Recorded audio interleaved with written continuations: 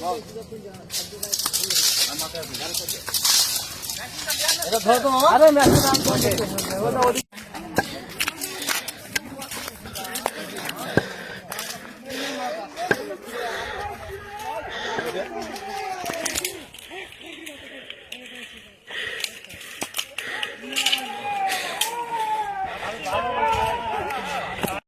হিন্দ, বন্দে মাতরম, নমস্কার, জয় শ্রীরাম। বেশ কিছুদিন ধরে যে ভিডিওগুলো তোমাদের উপহার দিয়েছি এবং আমাদের সনাতনী হিন্দু ধর্মের জন্য প্রতিবাদ জানিয়ে এসেছি যেখানেই অত্যাচার হয়েছে। তো গতকালকের আরও দুটি জায়গায় আমাদের হিন্দু সনাতনী ভাইয়েরা আক্রান্ত হয়েছে এবং কি অনেকের বাড়িঘর জ্বালিয়ে দেওয়া হয়েছে। তো তোমরা এর আগে যে ভিডিওটা দেখেছো সেটা বাড়ি জ্বালিয়ে দেওয়ার, আর এরপরে যেটা আমি দেখাবো তোমাদের, টোটাল গতকালকে দু জায়গায় ঘটনা ঘটেছে। পূর্ব মেদিনীপুর জেলার অন্তর্গত ভগবানপুর, আরেকটা ঘটেছিল মুর্শিদাবাদ নওদা পুলিশ স্টেশনের এলাকায়। তো দুটাতেই কিন্তু আমাদের হিন্দু সনাতনী ভাই বোনরা যারা ছিলেন, যারা কোনো পূজা অর্গানাইজ করতেছিলেন, সেখানে হয়তো আমাদের সামনে রামনবমী রয়েছে, সেক্ষেত্রে আমাদের যাই হোক আমাদের হিন্দু সনাতনী ভাইয়েরা আক্রান্ত হয়েছে। প্রথমত যেটা তোমরা যে ভিডিওটা দেখলে পূর্ব মেদিনীপুরের, এরপরে আমি দেখাবো তোমাদের সেই ভিডিওটা। আর এর আগের ভিডিওটা তোমরা যেটা দেখেছো মুর্শিদাবাদ নওদা পুলিশ স্টেশনের কাছে সেই ঘটনাটি ঘটে এবং তাদের বাড়ি ঘর যা কিছু ছিল এবং আহত নিহত সেগুলো তো চোল্লা জিহাদিদের ফক্করে পড়লে যে কেউ হয়ে যাবে, যদি ওখানে না সংখ্যায় আমাদের হিন্দু সনাতনী ভাইয়েরা না থাকে বেশিরভাগ। তো আজকে আমি এই বিষয় নিয়ে কথা বলতে আসলাম কারণ একটাই, বিশেষ করে তাদের জন্য আমি দু একটা কথা বলবো, বেশি বলবো না।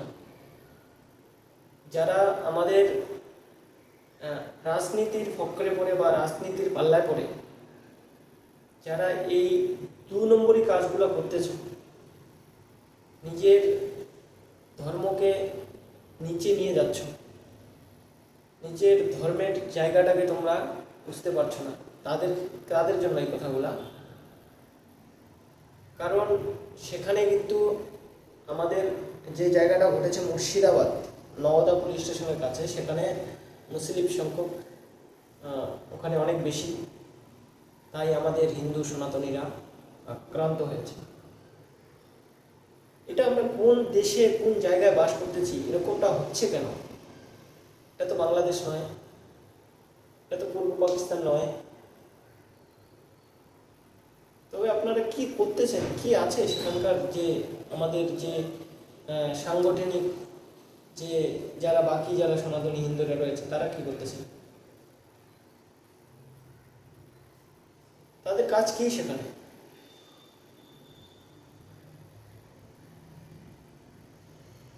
কিছু সংখ্যক মানুষ যারা আছে তাদের জন্য এরকম ঘটনাগুলো ঘটতেছে, কারণ তারা একতা নয়, এক হতে পারছে না। আজ কবে এক হবে, কবে জেগে উঠবেন আমাদের হিন্দু সনাতনী ভাইয়েরা যারা টাকার লোভে টাকার লালসায় এরকম কাজ করতেছে?